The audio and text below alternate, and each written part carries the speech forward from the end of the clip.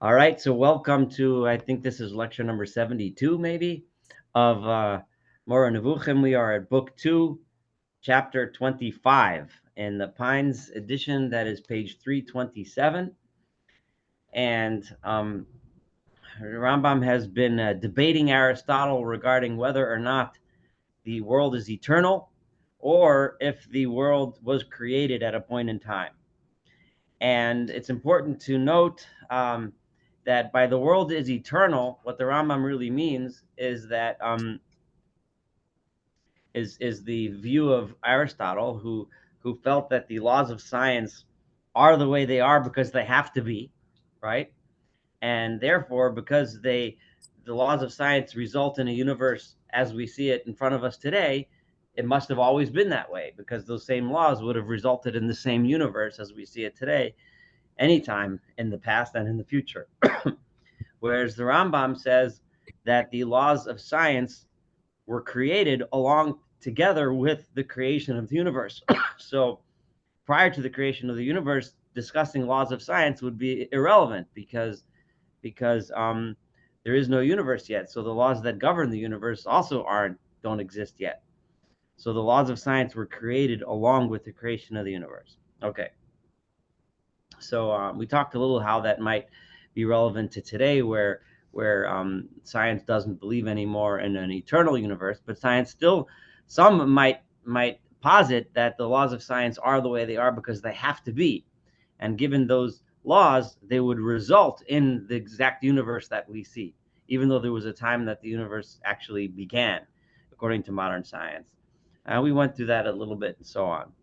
So now in chapter 25, the Rambam starts off with a statement that has been criticized by his critics. And you'll see immediately what the criticisms were, and then we'll try to understand what the Rambam is really saying and if some of those criticisms are valid.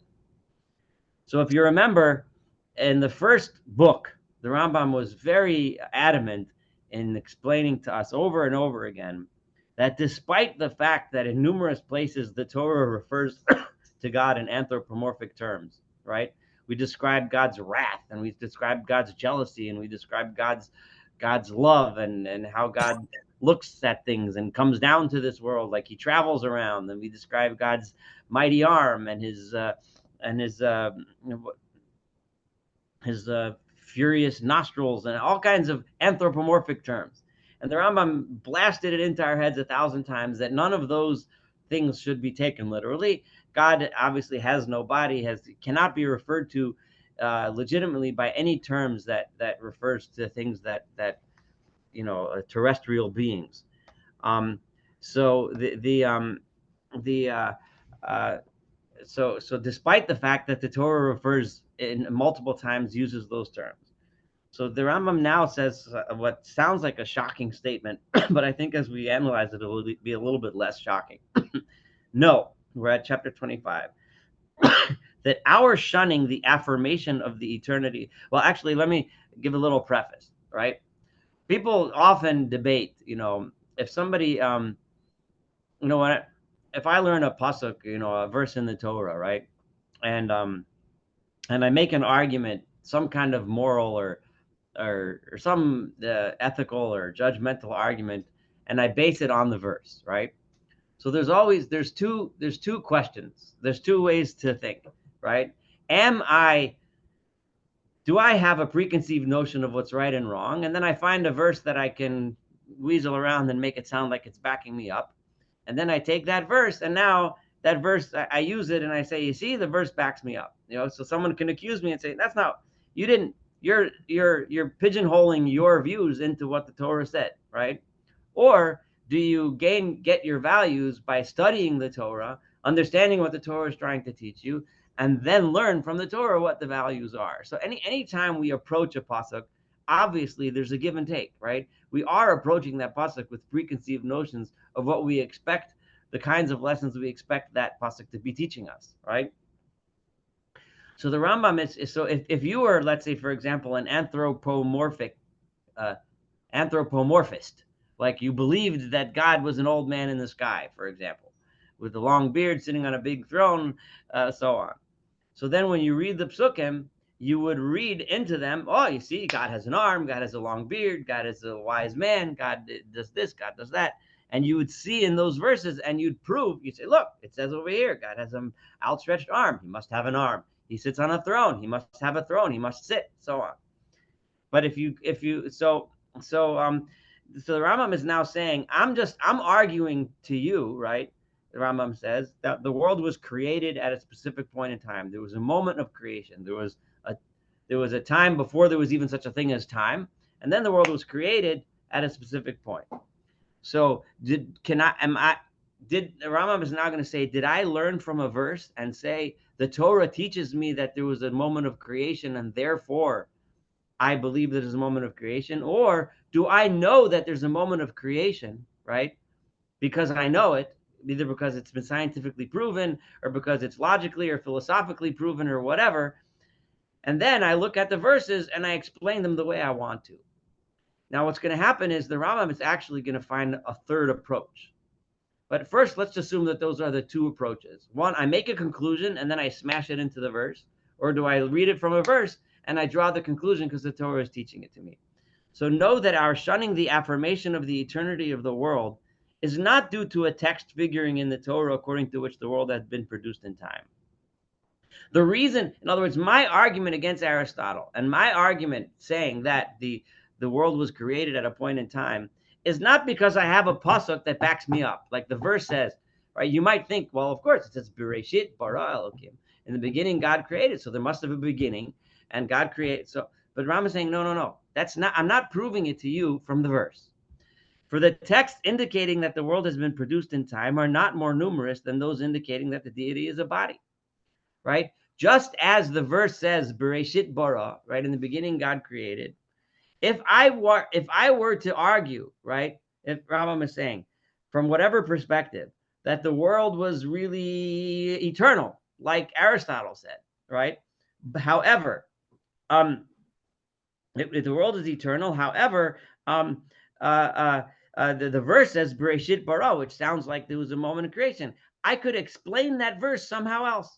Just like there's plenty of psukim that talk about how God has arms and legs, and I explained to you that it doesn't really mean arms and legs. I would tell you that Bereshit bara really means something like, this is just an example, Bereshit meaning he's the first, the prime mover. He's the one that makes everything happen. So it doesn't mean the beginning of time. It means the front end of everything that happens. They're the cause or something. In other words, I would interpret it that way. Nor are the gates of figurative interpretation shut in our faces or impossible of access to us regarding the subject of creation of the world and time. If I wanted to figuratively explain Bereshis and other references throughout Tanakh of God as the creator, I would be able to explain them. For we could interpret them as figurative as we have done when denying his corporeality, right? Perhaps this would even be much easier to do. We should be very well able to give a figurative interpretation of those texts and to affirm as true the eternity of the world. In other words, why sit here and bother arguing with Aristotle? The rest of the world says Aristotle was the greatest scientist and he knows everything. So let's just agree with Aristotle, and it contradicts with the Torah. We'll refigure those psukim in Bereshis. We'll work them out. We'll figure out an interpretation, right? And just as we have given a figurative interpretation of those texts and have denied that he may be exalted as a body. So immediately you might start wondering, so people are going to accuse the Rambam, well, wait a minute, what are you telling me? Are you telling me that you're making up your own ideas, right? Whatever, you Rambam, you gave us a whole bunch of chapters, you had your reasons, explanations, and arguments and so on. And you decide what's true. And then whatever the pasuk says doesn't matter, because whatever it says, I can just smash into it whatever I want. That's what it sounds like if you just read this paragraph, right? And many people have criticized the Rambam for this. Like, what are you talking? In other words, you're basically saying that there's no truth to the actual text.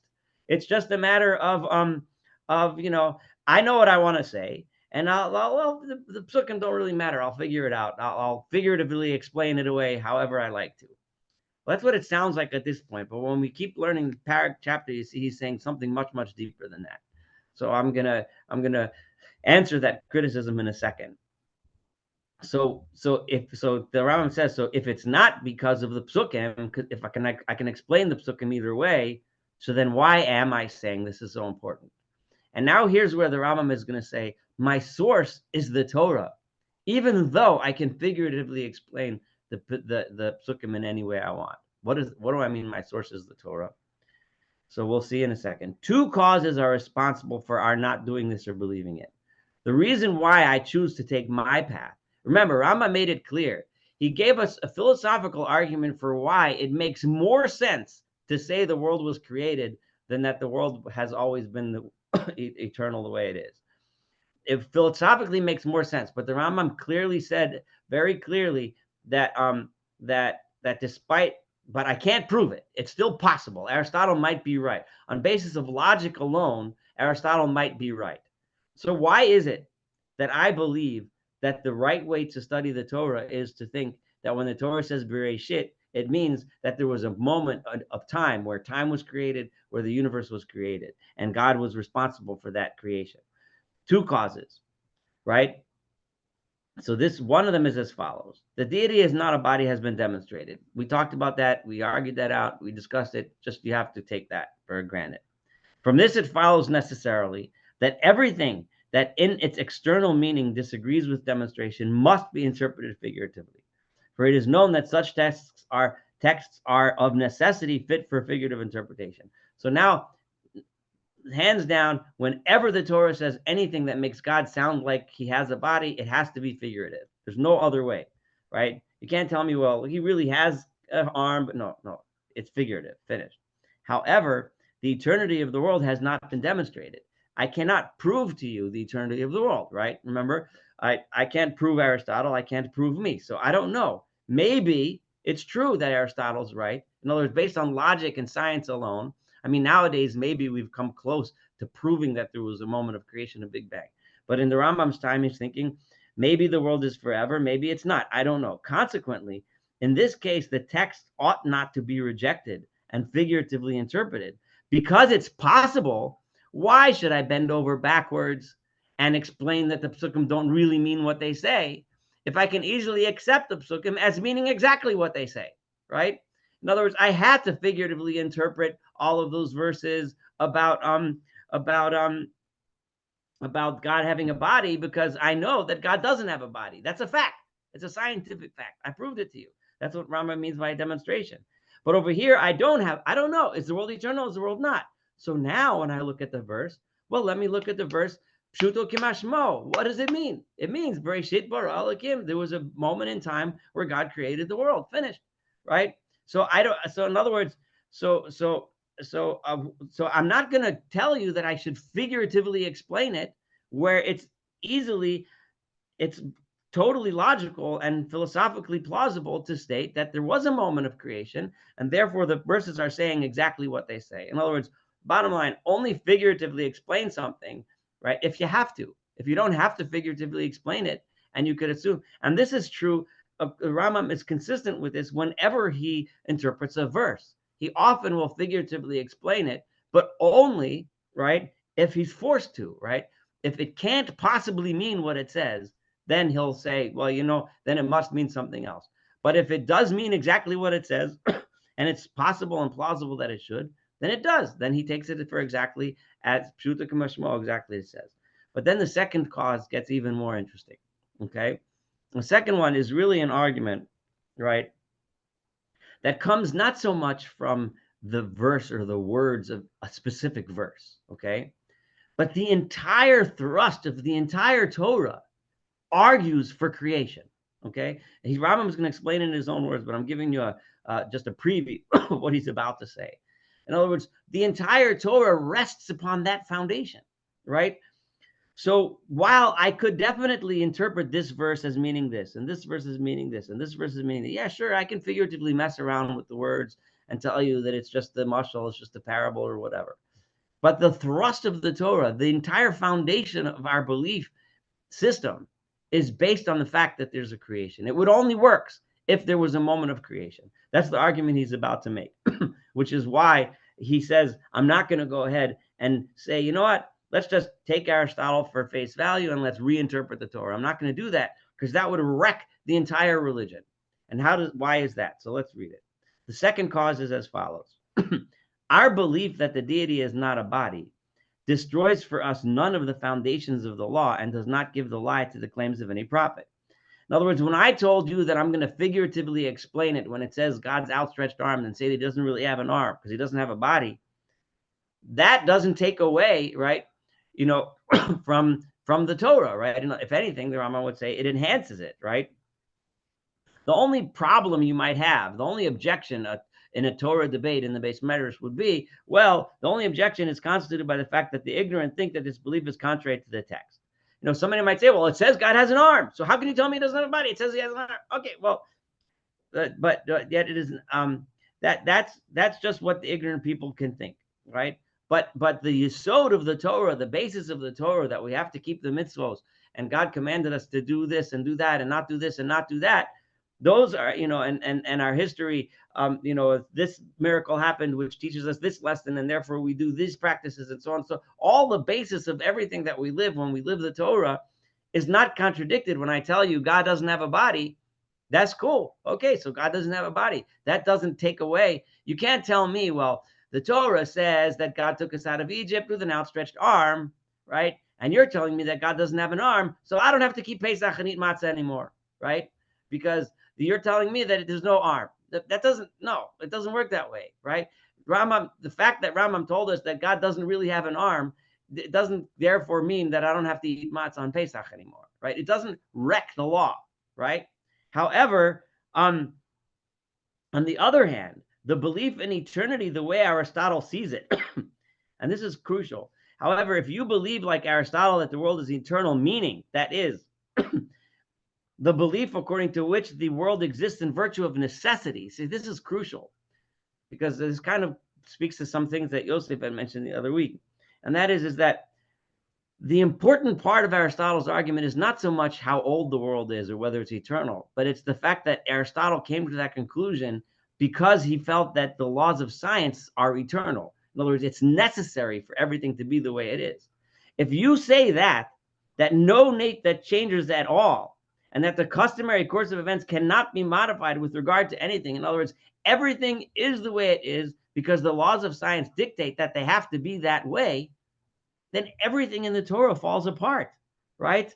It destroys the law and its principle, right? It removes the entire concept of free will. That means that everything that you and I do, right, is dictated by the laws of science, right? Some people would make that argument today, right? They would say, well, there might appear to be free choice, but if you know everything, that the neurons, why this neuron is firing this way and why this influence was that way, everything is happening because it has to happen that way, because the laws of science dictate. What I do tomorrow is not going to happen because I decide I want to have, raspberries for breakfast. It's going to be because I'm genetically programmed for it to happen, that I'm going to get raspberries for breakfast tomorrow, right? Right? So everything, it destroys the entire Torah, right? It necessarily gives the lie to every miracle. Every time the Torah says, let's say, for example, God took us out of Egypt, well, the exodus from Egypt was something that had to happen. Why celebrate? There's no point in celebrating something if it happened because the laws of nature dictated that the Jewish people would be marching out of Egypt on a certain date, right?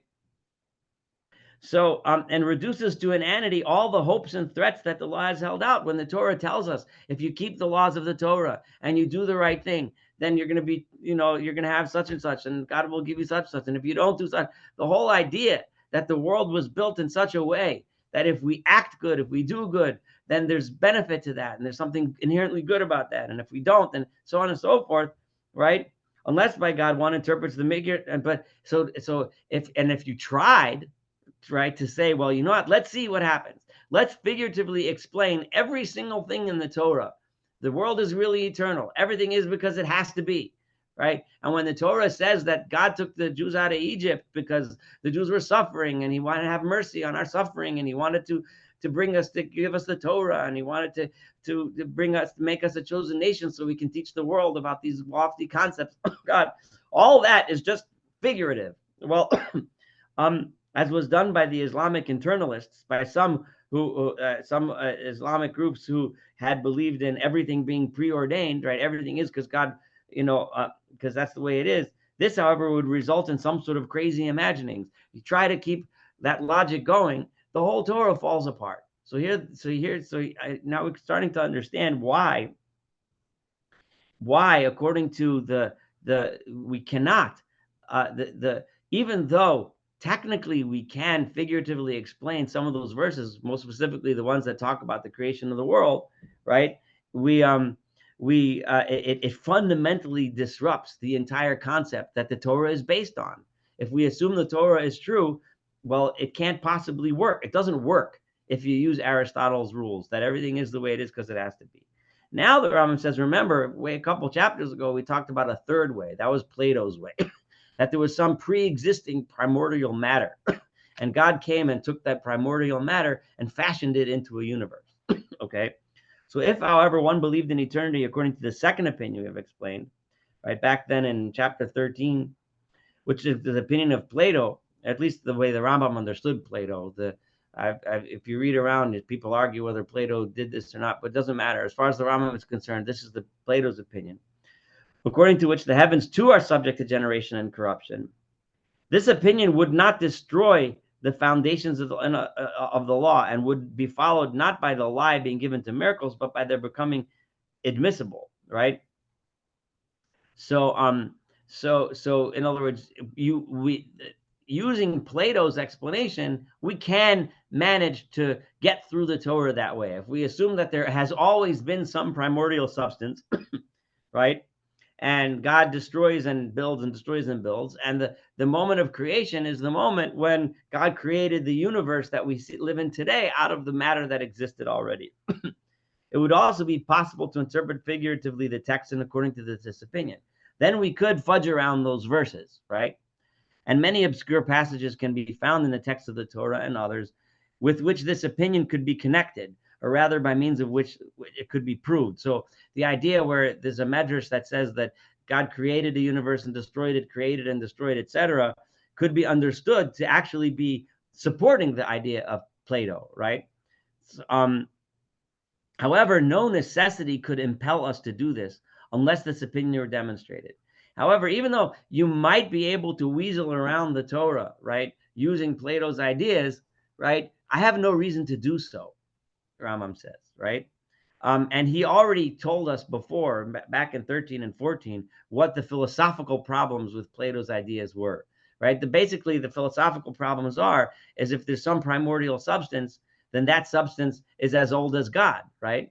And you're limiting God by saying that God can't build a universe out of nothing. He can only build it out of something. Now, where did that something come from? So it just perpetuates. So it was a philosophical problem that he had with it. But if you somehow overcame those philosophical problems, you'll be able to weasel around the psukim. But because I don't like this idea, right, and it has never been demonstrated, therefore we shall not favor this opinion, nor shall we at all heed that other opinion. But rather it shall take the text according to their external sense and say, the law has given us knowledge of a matter, the grasp of which is not within our power, and the miracle attests to the correctness of our claims, right? That the Torah, in other words, the Torah has told us something, right? By saying, Bereshit bara Elokim, the Torah has given us knowledge, right, of something that the world was created out of nothing, something that I wouldn't necessarily have known, the Rambam says. Had I not had the Torah, I might have just learned from Aristotle that the world is eternal, right? And the miracle of creation itself attests to the correctness of our claims. He continues with this argument from a different angle. I'm on 329 now, about to start the second and long paragraph. Know that with the belief in the creation of the world and time, once you say that the world was created by God, all the miracles become possible, and the law becomes possible, and all questions that may be asked on the subject vanish. Now we can understand how it is that miracles happen, right? And how it is that there's such a thing as a Torah, right? Remember, the whole concept of the Torah is, right, that the Torah is, according to Rambam, is based on the concept of free choice, and based on the concept and idea that we have that we human beings have the choice to either live in a good way and therefore get good results, or live in a bad way and get bad results, right? That the control is in our hands, right? And that there is a place for the intervention between God and the world.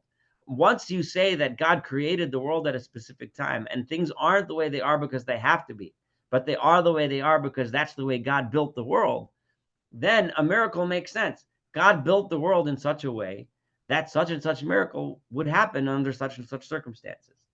Which is, by the way, we're going to get more detailed into how miracles work later, but that's basically how Rambam understands miracles, which to some degree takes the miraculous out of it. Remember, just like God built the universe with the rules, E equals mc squared, for example, or pick your whatever equation, right? God also built into the world the rule that there would be an exodus from Egypt, right? And a splitting of the sea and so on. Those miracles were built into the structure of the way the universe works. Now,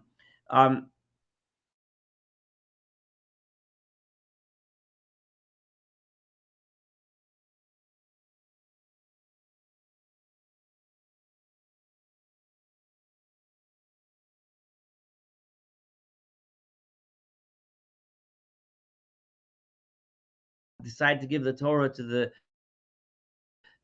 Jewish people and not another people? Why did he legislate at this particular time? Why did he give the Torah by Har Sinai and not by Avram Avinu? Or why did he not legislate before it or after or later? Why did he impose these commandments to these people? Why did he pick, you're not allowed to wear shatnez instead of, you're not allowed to wear, I don't know, polyester and whatever, some other thing mixed? Well, why did he privilege the prophet with the miracles mentioned in relation to him and not with some others? What was God's aim in giving this law?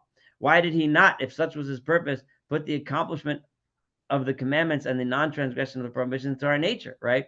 Why is it that God didn't, if this is what he wants us to do, why didn't he program all of us to just go through life doing the things that he wants us to do, right? Why did he give us free choice to choose good or evil, right? If he wants me to be a nice guy and give charity to everybody and not be selfish and not be lazy in the morning, etc., then he should have created a human being that jumps right out of bed and does everything right all day, right? So if this were said, however, so all of these are questions, but when one sits back, as before you even answer these questions, you can't even think about answers to these questions unless you accept that God created the world, right? If you accept that God created the world, then you can ask these questions and then you could start thinking about answers, right? And you could start saying, well, God decided to make me have free choice, because how could you reward someone or punish someone if they don't have free choice, right? What would be the point of a world if everything just went along the way it's supposed to be, because that's the way it has to be, right? Who needs it? If everything is going to happen exactly this way, then why even bother creating a world at all? So you can start asking these questions. But if you don't accept creation, you can't even ask these questions, and you certainly can't even start talking about answering them. If this were said, right, in other words, that God created the world, the answer to all these questions would be that it would be said as follows: he wanted it this way, or his wisdom required it this way.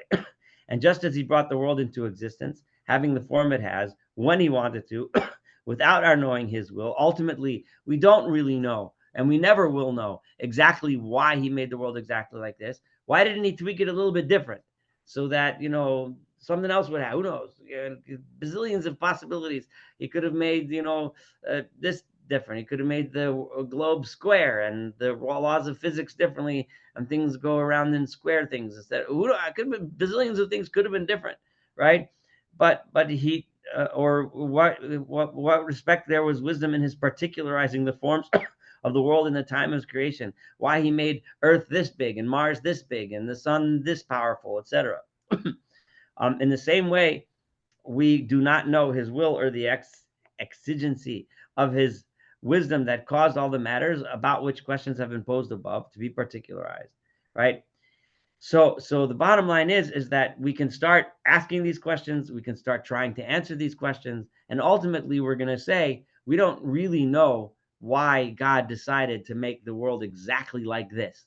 However, like Rambam said many times before, there's a reason, there is a purpose, and that's the key, right?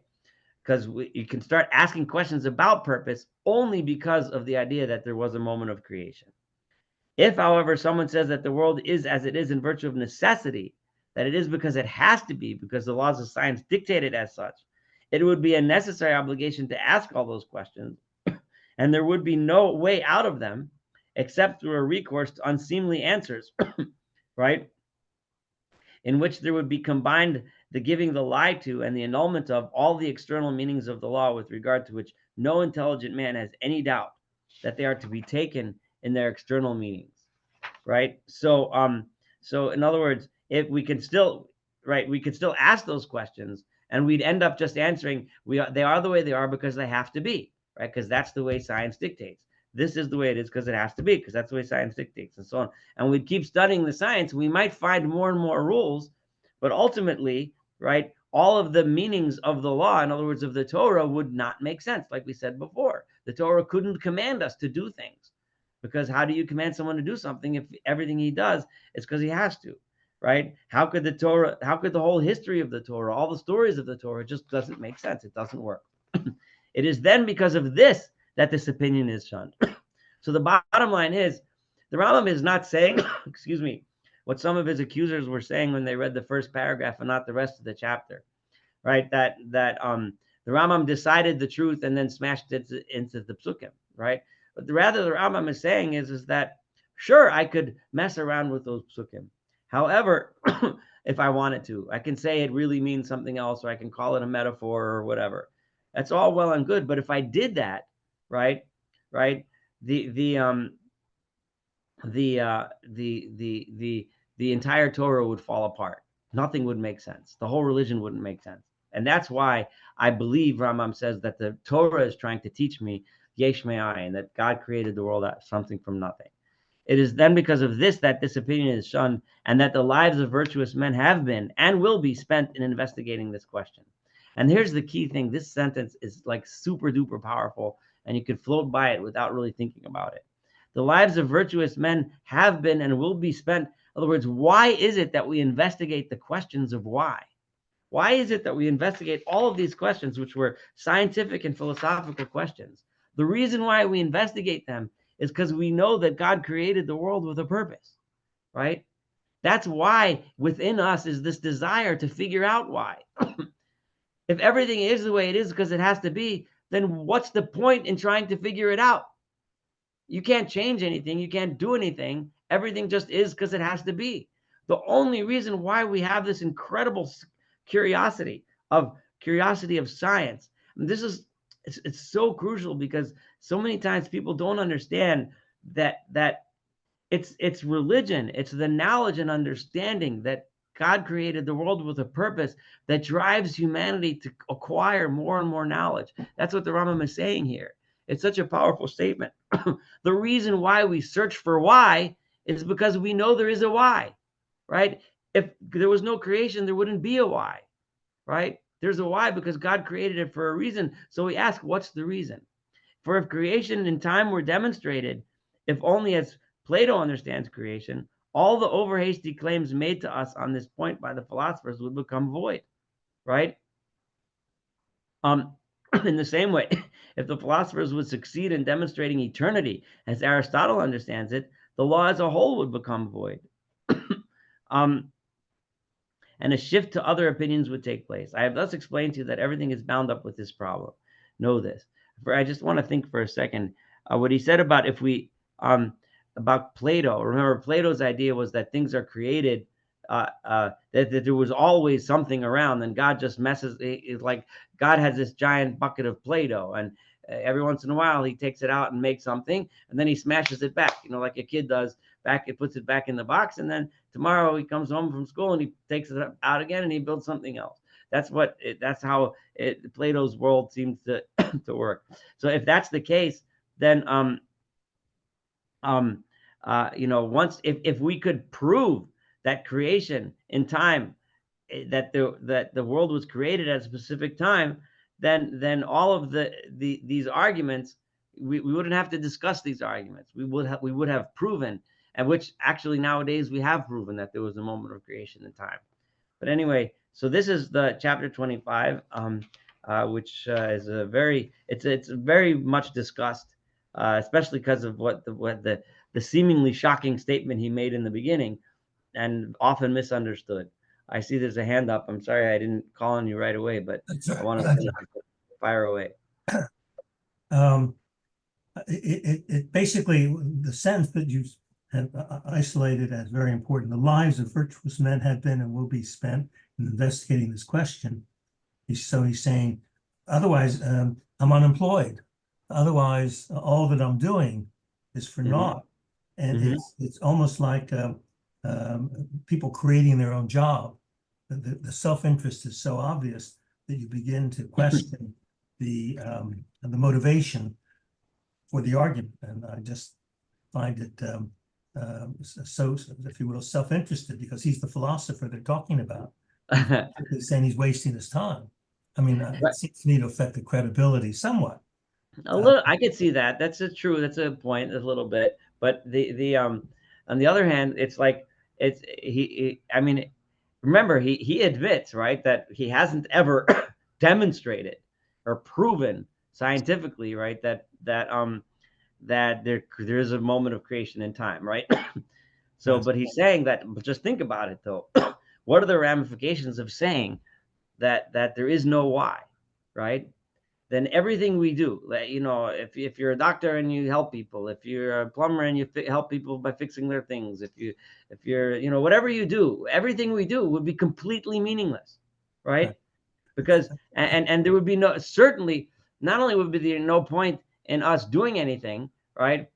There certainly would be no point in us bothering to sit down and figure out how things work and why, right?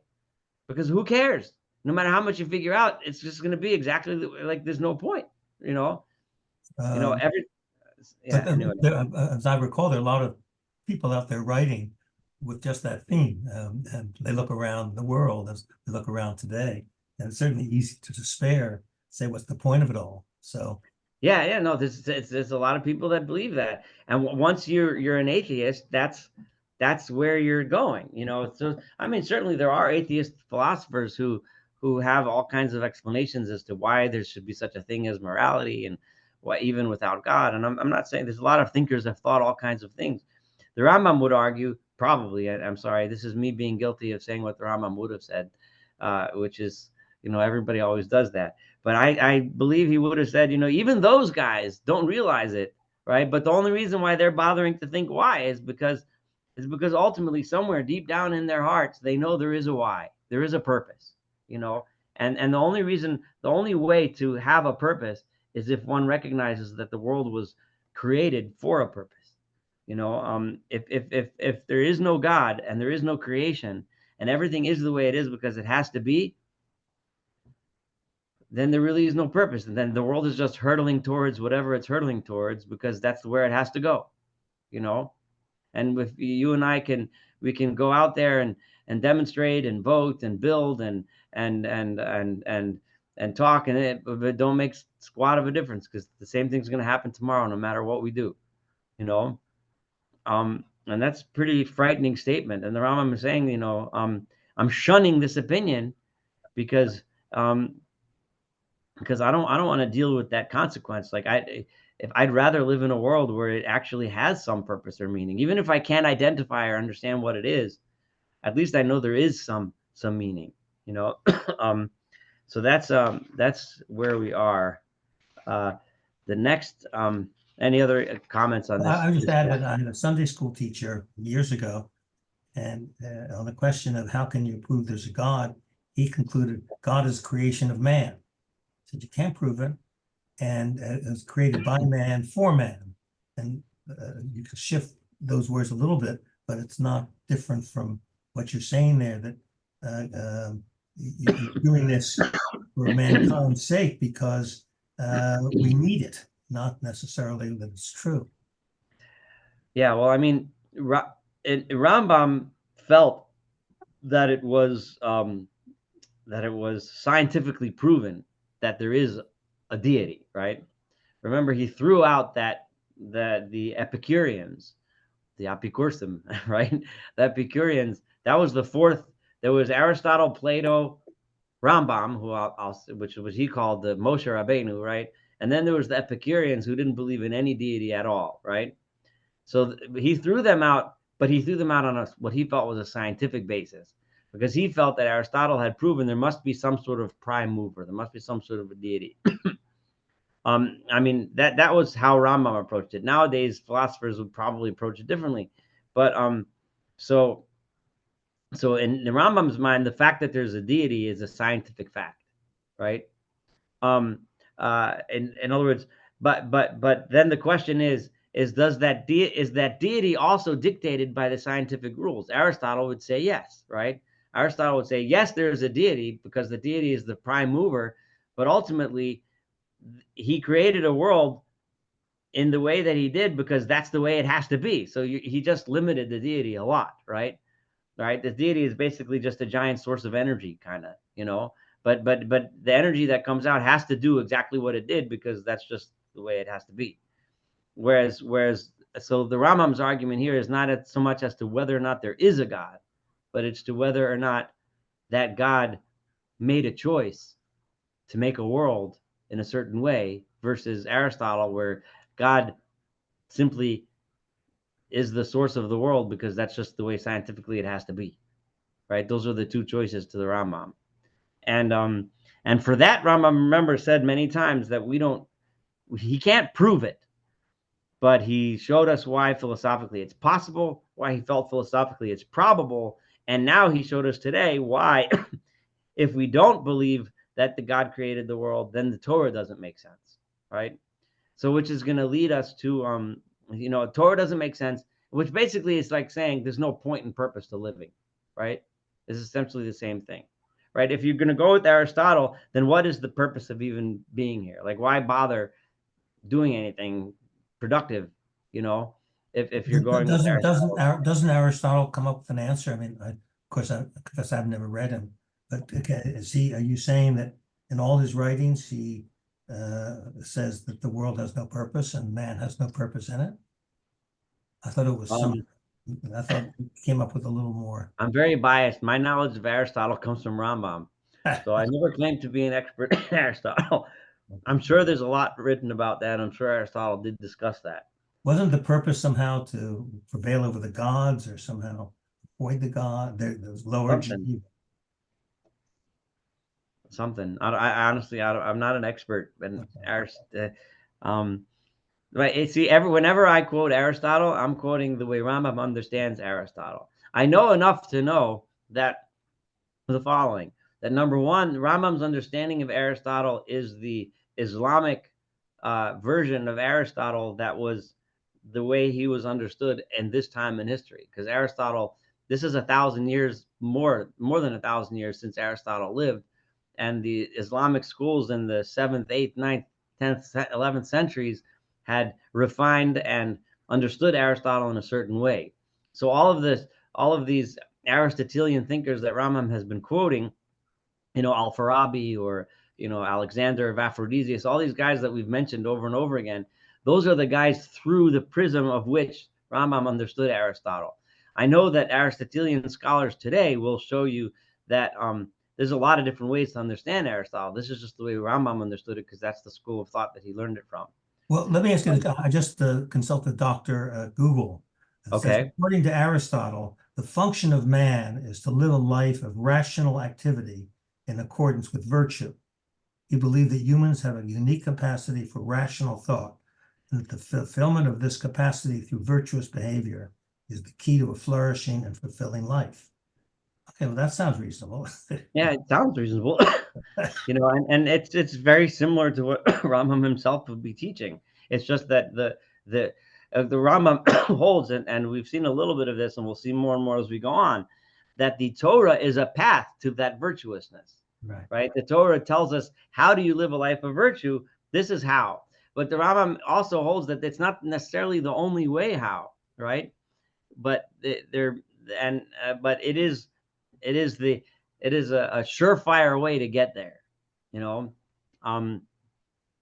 we'll see as we keep going. Yeah. Exactly how Aristotle, one of the complaints, and Rambam said this before, is that even though Aristotle says what you just quoted him as saying, the bottom line is that if you apply all of the laws of Aristotelian physics and assume that everything is the way it is because it has to be, it doesn't make sense, right? It doesn't make sense to command people to do things, right? It doesn't make sense to assume that people have free choice, right? That's what the Rambam just said today, right? It destroys the law and its principle. It just reduces to inanity all the hopes and threats that the law has held out. In other words, the Torah gives us hopes, right? The Torah tells you that there's some value, there's something gained when we keep the Torah and we live the way the Torah teaches us to live. If you take Aristotle, then it's inane, in the Rambam's words, right? It makes no sense. Go Go ahead. Are you saying that well, there's a concept of determinism? Are you saying that Aristotle, if you follow Aristotle, you're that life is all determined, predetermined? Yes. Yeah. Yeah, exactly. I mean, that would be the logical conclusion. It just doesn't. The whole idea that we have hopes and threats, meaning the Torah tells you, if you do good, you get good. If you don't do good, you get punished, right? On some level, obviously, we'll get to the idea of theodicy later on, right? Because obviously it's not nearly as straightforward as that. But then there's no point in telling me to do good if everything's going to happen because that's how it has to happen. It's not predetermined in the sense. There's two types of predeterminism, right? There's one type that looks at it as it's predetermined by God, right? In other words, because God knows the future, right?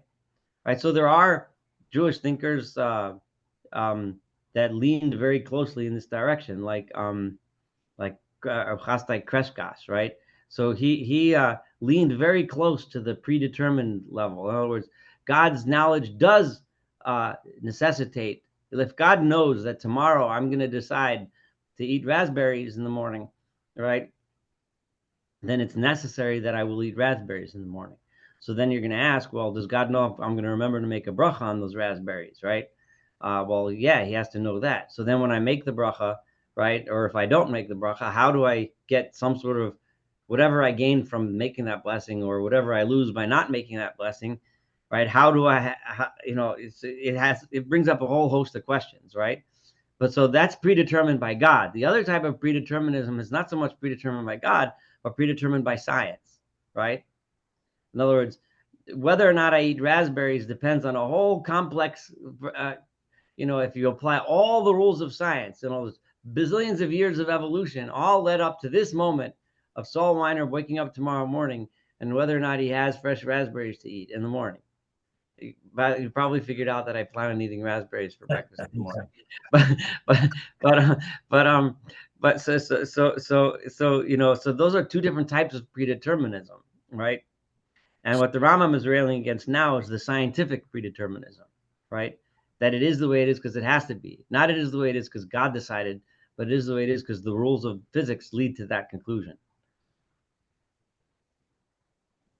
So you're saying that basically that Aristotle did not believe that humans have free will. Is that correct? Well, I don't know what Aristotle would have said if you asked him that question, but the Rambam is definitely accusing him of that. Okay. I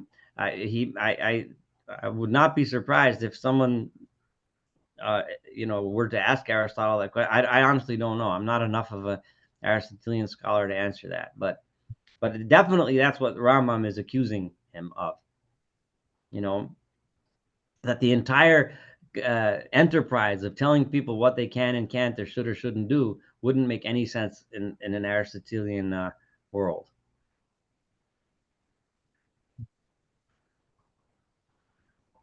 All right.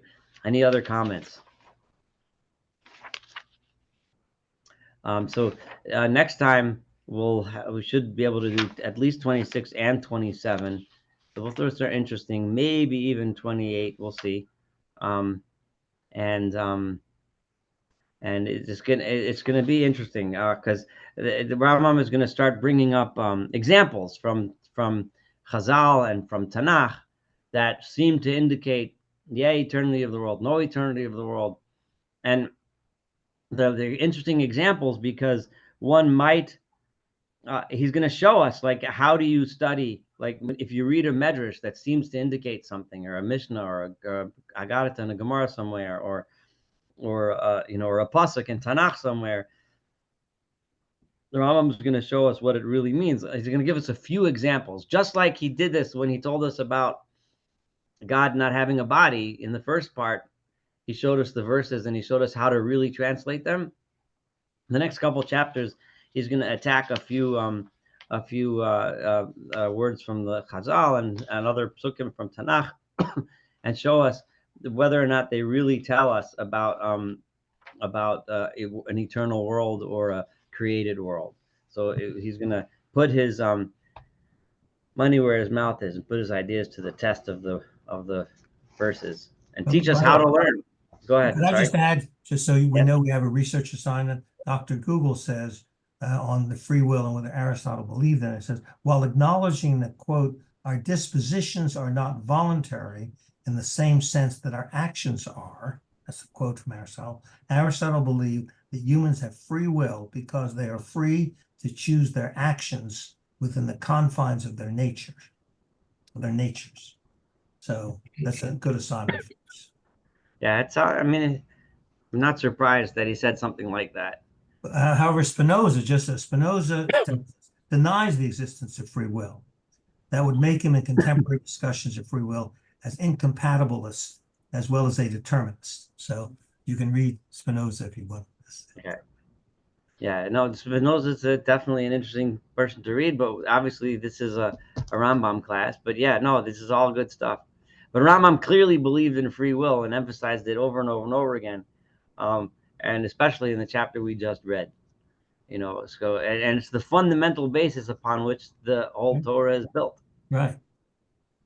And how could that be? Because God created the world. The world isn't the way it is because it has to be. It is the way it is because God made it that way, and He made it in such a way that we have free will. Right. And if it doesn't make sense to you, it's because we don't understand God. And we should excommunicate Spinoza. Go right ahead. And Jeff, I call it Rabbi Google, so right. instead of doctor. All right. Yes. It depends what kind of question you're asking Google. It could be a rabbi, it could be a doctor, it could be a lawyer. You always ask your rabbi question. Anyway. All right. Have a good discussion. Evening. Thank you so much. All right. You're welcome. Looking forward to next week. Well, Thank you. Welcome. Bye.